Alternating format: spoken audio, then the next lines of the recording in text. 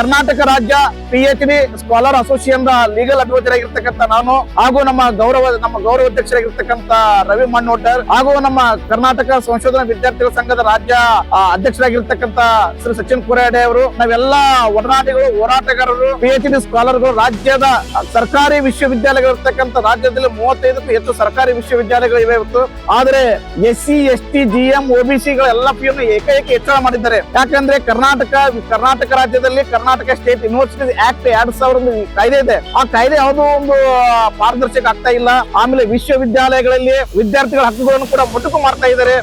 ಇದರ ವಿರುದ್ಧವಾಗಿ ನಾವು ಇದನ್ನ ನ್ಯಾಯಸಮ್ಮತವಾಗಿ ನಮ್ಮ ಹೋರಾಟವಿದೆ. ಇಡೀ ನಾವು ರಾಜ್ಯದ 35ಕ್ಕೂ ಹೆಚ್ಚು ಎಲ್ಲ ಸರ್ಕಾರಿ ನಿಯಂತ್ರಣದಲ್ಲಿರ್ತಕ್ಕಂಥ ವಿಶ್ವವಿದ್ಯಾಲಯಗಳಿಗೆ ಭೇಟಿ ಕೊಟ್ಟು ಅಲ್ಲಿರ್ತಕ್ಕಂಥ PhD ಸ್ಕಾಲರ್ಗಳಿಗೆ ನಾವು ಅವರಲ್ಲಿ ಒಂದು ವಿದ್ಯಾರ್ಥಿ ಹಕ್ಕುಗಳಿಗೋಸ್ಕರ ನಾವು ಜಾಗೃತಿ ಮೂಡಿಸ್ತಿದ್ದೇವೆ. ಮತ್ತು ಆಮೇಲೆ ಇವತ್ತು ವಿಶ್ವವಿದ್ಯಾಲಯಗಳಲ್ಲಿ ಕೇವಲ ದಲಿತರ ಮಕ್ಕಳಾಗ್ಲಿ, ಅಲೆಮಾರಿ ಮಕ್ಕಳು, ಬಡಕಟ್ಟು ಮಕ್ಕಳು, ಹಿಂದುಳಿದ ವರ್ಗದ ಮಕ್ಕಳು, ಆಮೇಲೆ ರೈತರ ಮಕ್ಕಳು, ಆಮೇಲೆ ಮೇಲ್ವರ್ಗದಲ್ಲಿಂದ ಕೂಡ ಅಲ್ಲಿ ಬಡತನದಲ್ಲಿ ಇರ್ತಕ್ಕಂಥ ಮಕ್ಕಳಿದ್ದಾರೆ. ಹೀಗಾಗಿ ಮಾನ್ಯ ಕರ್ನಾಟಕದ ಮುಖ್ಯಮಂತ್ರಿ ಆಗಿರ್ತಕ್ಕಂಥ ಸನ್ಮಾನ ಸಿದ್ದರಾಮಯ್ಯ ಸಾಹೇಬ್ರೆ ತಾವು ಕೇವಲ ಸಾಮಾಜಿಕ ನ್ಯಾಯವನ್ನು ಪ್ರತಿಪಾದನೆ ಮಾಡ್ತಾ ಇದ್ರಿ. ಆ ಸಾಮಾಜಿಕ ನ್ಯಾಯದ ಪ್ರತಿಪಾದನೆ ಮಾಡೋದಿಲ್ಲ ಕೇವಲ ಭಾಷಣದಲ್ಲ, ನಿಜವಾಗ್ಲೂ ಕೂಡ ಇದನ್ನ ಒಂದು ಶಿಕ್ಷಣ ಕ್ಷೇತ್ರದಲ್ಲಿ ತಾವು ಕ್ರಾಂತಿ ಆಡಬೇಕು. ಎರಡನೇದಾಗಿ ನಮ್ಮ ರಾಜ್ಯದ ಉನ್ನತ ಶಿಕ್ಷಣ ಸಚಿವರಾಗಿರ್ತಕ್ಕಂಥ ಸುಧಾಕರ್ ಸಾಹೇಬ್ರೆ ತಾವು ಕೂಡ ಈ ಒಂದು ಹೈಯರ್ ಎಜುಕೇಶನ್ ಏರಲ್ಲಿ ನಡೀತಾ ಇದೆ. ಇವತ್ತು ಎಲ್ಲಾ ವಿಶ್ವವಿದ್ಯಾಲಯಗಳಲ್ಲಿ ಏನಾಗ್ತಾ ಇದೆ ಅಂದ್ರೆ ಹಣ ಮಾಡ್ತಕ್ಕಂಥ ಕೇಂದ್ರಗಳಾಗಿದ್ದಾವೆ. ಇವತ್ತು ವಿಶ್ವವಿದ್ಯಾಲಯಗಳು, ಶಿಕ್ಷಣ ಸಂಸ್ಥೆಗಳು ಹಣ ಮಾಡ್ತಕ್ಕಂಥ ಕೇಂದ್ರಗಳಲ್ಲ, ಜ್ಞಾನದ ನಿಧಿಗಳಾಗಿ ವಿದ್ಯಾರ್ಥಿಗಳಿಗೆ ಒಂದು